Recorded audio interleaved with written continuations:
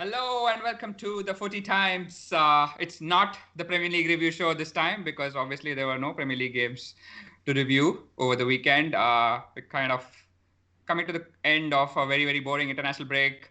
So we thought we'd do something a little different today and discuss who we think is the best Premier League summer signing based on the previous performances and performances this season.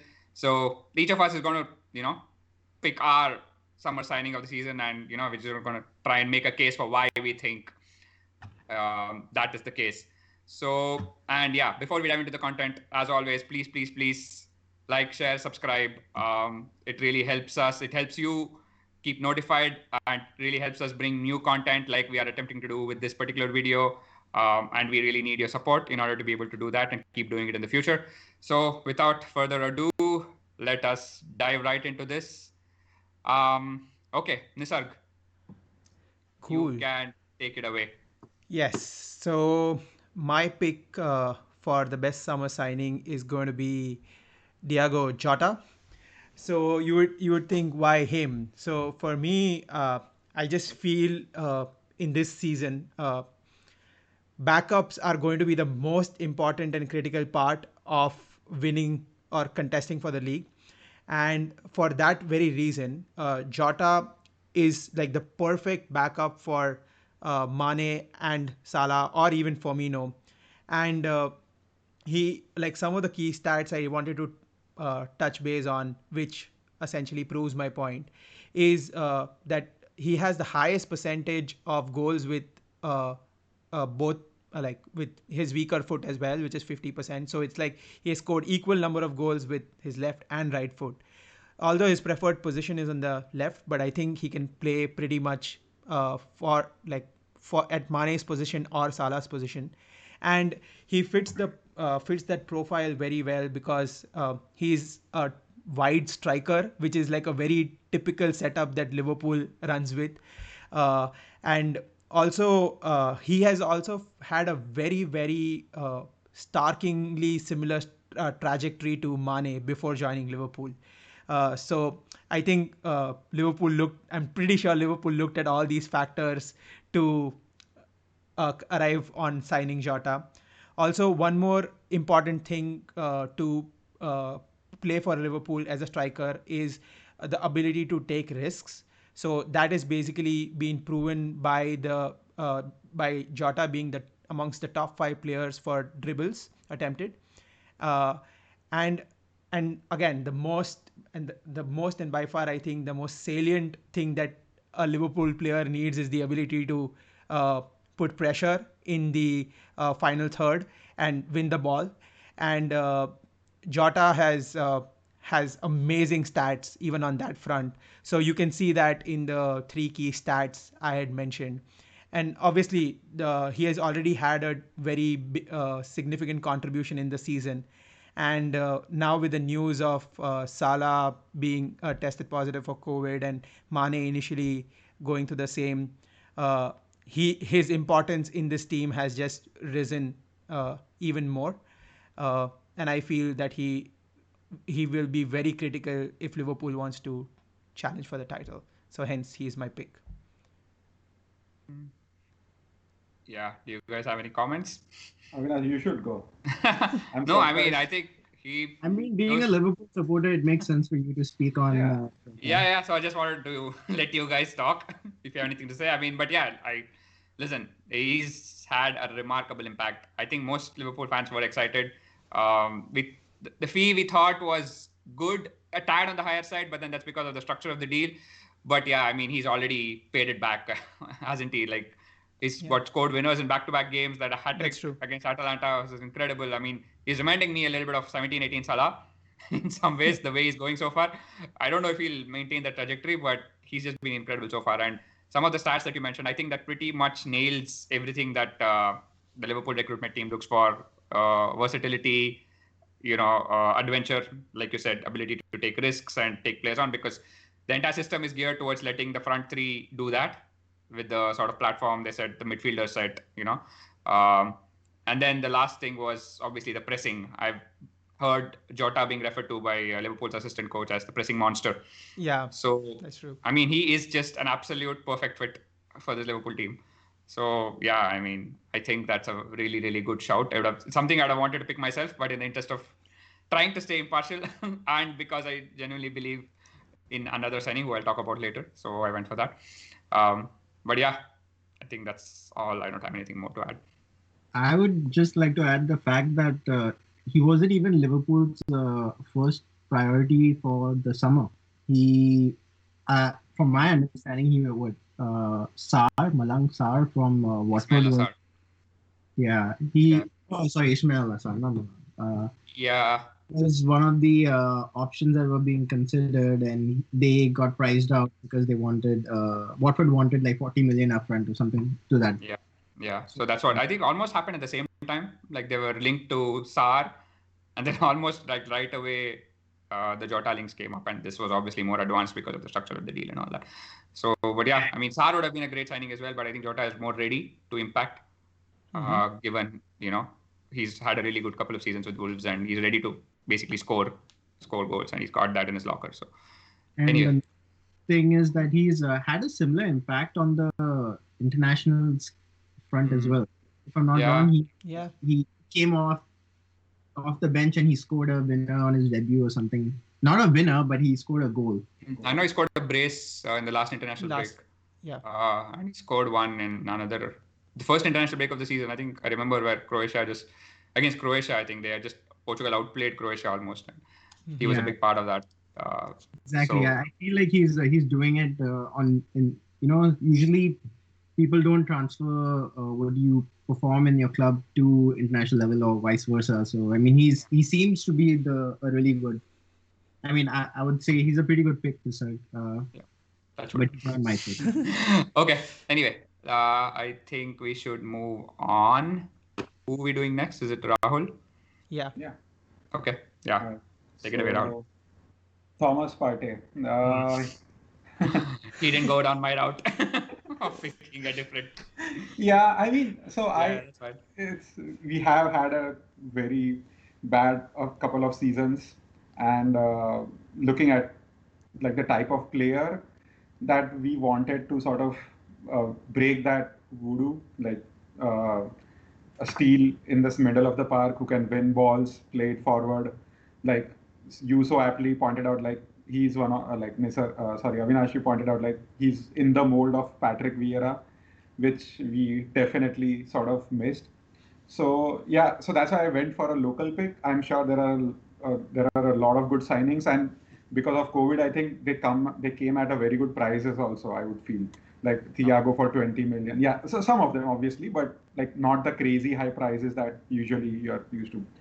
So yeah, there are a lot of other signings, but I wanted to stay with an Arsenal player, and I particularly think Partey is one of those players that will bring a lot of steel to Arsenal's midfield. And looking at the key stats, I wanted to sort of look at it in a different way. I just want to see how good is he to the existing crop of Arsenal players that we have. Like, how does he stack up? How does, what would he bring to the team? So as you can see, he has won more duels than any other Arsenal player, which we sorely lack. Like that sort of, the barrier between like the attack and the defense. We definitely miss that. So I feel that he will bring a lot of that, with also the second stat, which is related to tackles, like the way he puts in the tackles and everything. So yeah, I feel like that. So as you can see, all of my stats are really defensive based stats, but he's a good player going forward also. But yeah, I feel like the defensive play is what's going to help out Arsenal in the short term until we figure out what our defensive pairing is, and generally to plug the leaky defense. So yeah, and I think up until so that's like with the stats before he came in. But if we look at how he has been performing for Arsenal since he has come in, you can look at his game against Manchester United. Like he had, let me pull up some stats that I have. Yeah, so he has like, so he has like 11 duels won, and like the next best player is like at 6. possession, winning back possession. He's almost leading again by double. And he really botched the midfield in that game. So that's sort of the kind of performance that I'm hoping that he brings to Arsenal's game. And it was, and in terms of like how the move also panned out, I would like to sort of say a small shout out to Arsenal. They got the business done at the last moment, and that was really needed, and they got it done, which is like, yeah, that's going to help us, I feel, and he's already showing that returns. Also against the Europa League, I forgot which team. He almost had the similar impact as in the United game. Like he was bossing the field, winning back balls, and you look at the grit on the player. Like if he loses the ball, you know for a fact that he's going to pounce on it and get it back. So yeah, I feel like he's definitely going to take Arsenal forward. And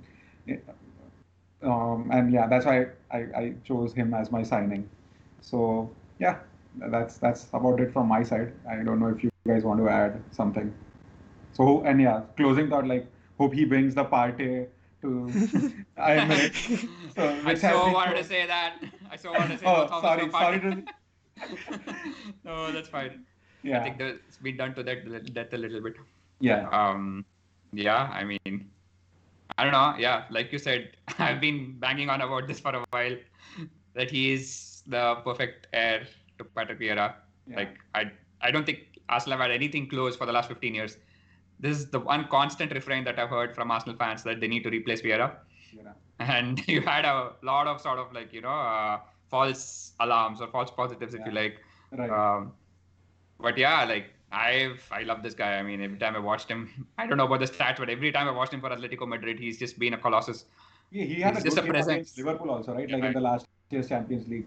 Yeah, he wasn't able to show much of his ability going forward, but I've seen him really carry the ball and, be like almost a juggernaut at times when he really gets going, when he's on it. He can be almost unplayable both ways. Yeah. So, yeah, I mean, and that game against United, right? Like, we mentioned how long Arsenal have struggled away at a big six. Right.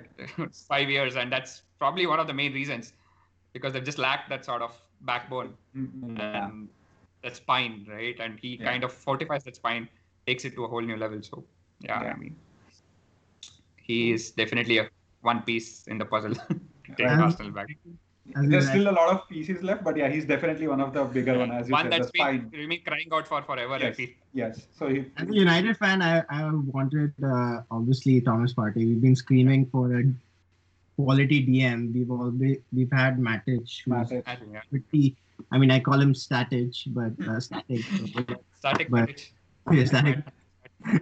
But yeah, it's I mean, that was a really good signing by Arsenal. I mean, he came. They had to pay his release clause. They weren't. He wasn't even being sold that easily by Athletic Madrid. Makes you believe how important he was to their team as well. So it's a really good bargain by signing by Arsenal. Yep. All right. On we go to Sheldon. Yes, and okay. Despite being a United supporter, I am not going to pick. Because there's nothing to pick from. Let's be honest. Unless you want to go back and pick Harry Maguire, you can do that. But for my pick of this summer, it would have to be Hakim Ziyech. Hands down, this guy is. First of all, the transfer fee for what Chelsea bought him was about 35 million, and this was pre-COVID. They paid that amount. So if it was post-COVID, he would have been a lot more cheaper. I don't even know. And his stats pretty much speak for itself. But then you know what? Whenever I get into this discussion, whether of his stats, like he's the best passer or the number of assists he's accumulated, people say that he's played in the Farmers League. The Dutch League isn't all that valued as compared to the PL. So, but taking the fact that if you actually take his stats away from the Dutch League, you need to look at the stats that or the contributions to the Ajax team in the in the Champions League, like the 2018-19 team that reached the semi-finals only to go out to Spurs.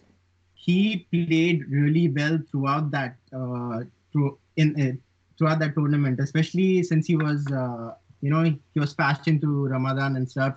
His people have spoken about the fact that he's got really tremendous stamina, and I think that's what Chelsea will benefit from. Apart from the fact that he's technically very good, being at Ajax, and the fact that he's his ability to to whip in across with pinpoint accuracy. I think the last person who I can remember top of my head who could do that consistently was David Beckham to Van Nistelrooy. And I think Werner is going to benefit quite a bit from this. His unfortunately, he got injured in the start of the season, so it hasn't Chelsea haven't been able to benefit much from it. But since he's come back, they've benefited really well. In the 7 games so far, he's played for Chelsea. He's I think there were only 2 games which have resulted in 0-0 draws, which one was with United, and then the other one was with Sevilla. So, but the other games in which he's played, they have all been Chelsea have scored 3 goals and up. I mean, obviously Chelsea have they've bought a lot of players in the likes of Werner, Havertz, and so on. But Ziyech, I feel, is that fulcrum or the catalyst to which they will achieve. I think he takes them to a second level, and what I was going to say is that, I mean, he reminds me of Mahrez, Ozil. His style of play is very silky. But one thing I like about Ziyech is he doesn't. He's not a ball hog. He's not going to be. Although he has the ability to dribble with the ball, he looks for a pass, which is something I think most footballers lack these days. Ozil being one of those few players who would look for the pass rather than the goal. And whenever Ziyech is involved in a goal, more often than not, people don't really speak about the goal itself, but the assist that goes into that goal. His goals have, I mean, his contribution in that sense has been phenomenal. I feel like he'll have a similar impact as what Bruno had for United when he came in. And I mean, I could speak on the stats, but that's already, I mean, the fact that he's 1 second. He's in dribbles attempted. He was in the league. His passes in the box, his ability to find someone in the box. He was rated first again, and then possessions. His ability to win the ball back in the final third is also, so he brings a lot to the table in my eyes. So, you know what? If Lampard needs to win the title, I think Ziyech is the key that will unlock the title for him. So that's my pick. Cool. Yeah. What do you guys think? A lot of Ziyech 11 anyway. Yeah. For me, the only thing I wanted to say was how Chelsea have done brilliantly with the money they had gotten for Eden Hazard, and pretty much buy 3 players at the same price for just 1 player. Because I just saw something that I think it was, I might be wrong with the numbers, but I think it was a difference of 12 million pounds between these 3 players signed and the fees they received for. Havertz, so they only Werner, paid 12 million more than the fees of Hazard to get these 3 players like Kyle Havertz, Timo Werner, and Ziyech. Yeah. I mean, they also had to replace Willian and Pedro. So, I mean, I think they've done really well and regenerated this point. Yeah, you were saying something. No. They got rid of the right players and brought in the right players. So, yeah. Yeah, you'll know all about that. Exactly. So, one of those players ended up at Arsenal, though. Oh, really? All right. Let me check. I'll get back to you on that one. Cool. Anyway, I don't have anything much to add. I love Ziyech. That left foot of his. Left foot. Yeah, it's just incredible. Messi It's an or absolute bond. Messi or Ziyech's left foot. Honestly, I don't know which one to pick. That's how crazy. That's an outrageous shout, I know, but yeah, I mean, man, that when he cuts in on that left foot, you know something's going to happen. Yeah. Either he's going to whip a ball in, he's going to make something happen. And yeah, I've seen some of his goals, a lot of his goals from the edge of the box and stuff like that. Yeah, he's so precise and technically so good. Yeah. Cool. So I think that is a good shot from Seldon. Okay, so it's time for my pick. So I think this one's a bit left field, if you like. It's gone a bit under the radar. So I'm going to go for Pierre-Emile Hojbjerg of Tottenham, previously of Southampton. So for me, I followed him a little bit. I mean, I watched a few Southampton games, and for me, he always stood out in all their games. And I think the one stat that I want to point out more than any other is his ball recoveries. So he is basically the king of ball recoveries. He had 510 in the league last season, which was highest by a distance. And basically what that means is this doesn't come under tackles and interceptions. This is more loose balls, second balls, 50-50s, that kind of things when you recover the ball. And that is basically what I think, which falls under the classic British concept of, wanting it more. And that is something which we've all seen, All or Nothing. We've all seen the documentary and how much Jose wanted his players to not be nice. And yeah, he had a few choice words. I'm not going to mention that in the interest of, But yeah, he basically wanted them to be really hard to play against. And Hojbjerg, for me, brings that. He brings that edge. He brings that drive and the desire and the little bit of bite, which Spurs have really lacked for a while. They've not really had that kind of player, I think. They've had pure destroyers before, but I think Hojbjerg just brings that extra little bit. And yeah, I mean, you can already see that he's having an impact. He's, I think, top 5 midfielders in the league for tackles per 90 this season. So he's been really good, and he's one of the big reasons why Tottenham are as high up in the table as they are. And because of the role he plays, it's kind of not very glamorous. He's, especially in the system, he's not had much to do. I mean, he's done a lot of destroying, so it's kind of gone under the radar. And another quality which I think he brings is his leadership. Again, like I said, I watched Southampton a lot, and I feel like he was always one of the most vocal players on the pitch. And even when he's made quotes and stuff outside of the pitch, he's come across as somebody who's a leader and who takes that added responsibility of representing the team, so to speak. And Southampton basically made him the captain at only 23. So, I mean, all the numbers and the facts are right there.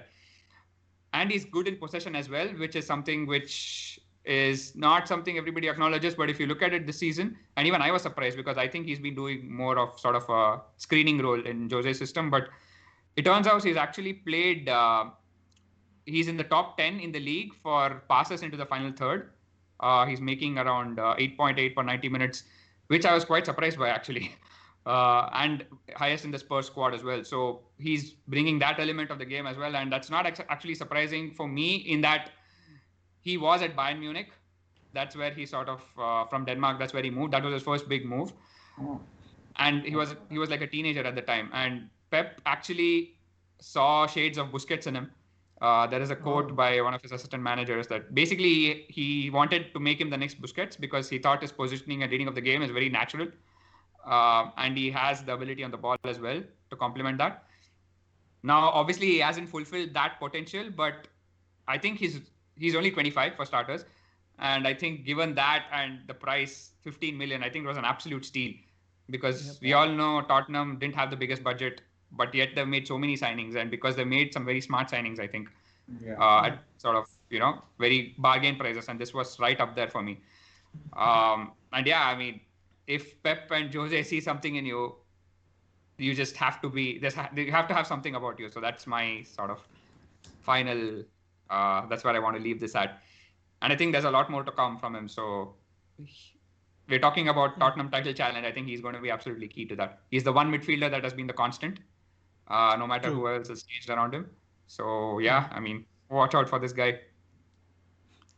Yeah, that's a good shout. I think, as you clearly mentioned, I think he fits like the Jose bill of players very, very well. Aggressive, vocal, and that is exactly what Tottenham needed. So yeah, I think his game has changed a little bit. I mean, I know those possession stats are there, and I know he was at Bayern, but I think his game, he's not exactly in the Busquets mold anymore. I don't think he's even headed there. I think his game is more about sort of, the off the ball defensive work. Mm-hmm. But I think he's a good all-round midfielder. And yeah, the first thought I had when Spurs signed him was, this is a really good signing, and it's kind of been proven so far. So, yep. Which Liverpool midfielder comes closest to Hojbjerg, you would say? Actually, I would say Henderson. Henderson is very similar. Yeah. He does a lot of similar things, like his leadership, which is a lot of intangibles, right? Yeah. And he's got that thing. He's always, tight. He's always looking to win those second balls, and he's always looking to, he doesn't shy away from doing the dirty stuff. And he's got ability on the ball as well. So, yeah. Yeah. I'm surprised Liverpool didn't go for him, considering Southampton are a feeder club to them. Yeah. I think we moved away from that a little bit off late. That's true. And we have a lot of bodies in midfield. So.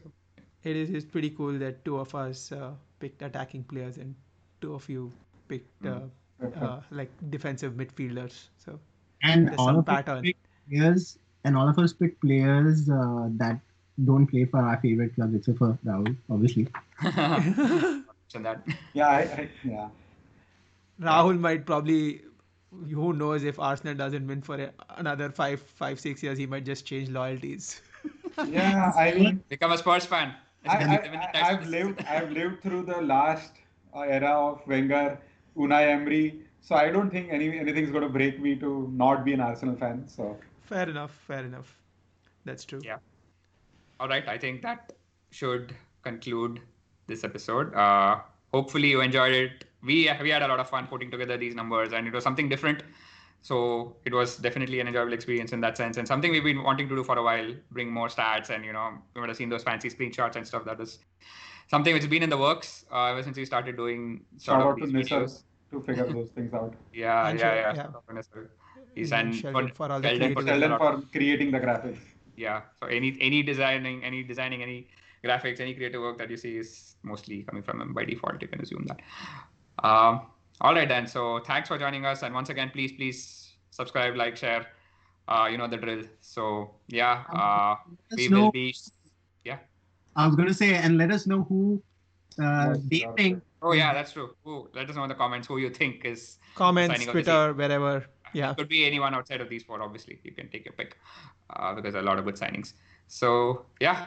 On that note, hopefully we'll be back next week with the next review of Premier League games. We're all looking forward to that, I'm sure. So see you later. Bye. Bye.